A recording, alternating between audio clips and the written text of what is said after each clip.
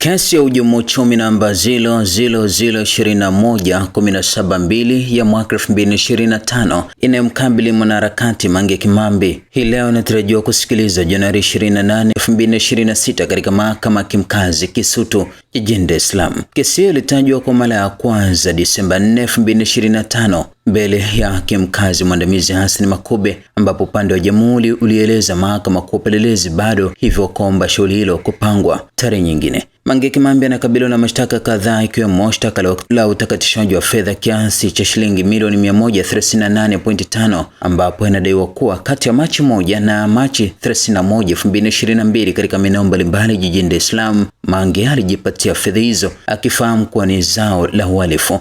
Inadaiwa pia alizipata fedha hizo kwa kufanya kazi ya uandishi wa habari bila kibali pamoja na kuzidai kwa vitisho. Shtaka hilo lipo kwa mujibu wa kifungu cha 12 kifungu kidogo cha kwanza D na 13A cha sheria ya utakatishaji wa fedha sura ya 423 ya mwaka 2019 ikisomwa sambamba na sheria ya uhujumu uchumi. Hata hivyo, siku ya kwanza kesi ilipotajwa, upande wa Mange Kimambi haukuwa na wakili wa utetezi, hivyo Hakimu Makube akauagiza upande wa jamhuri kuhakikisha taratibu zote za upelelezi zikamilike ili tarehe ya leo shauri hilo lianze kusikilizwa.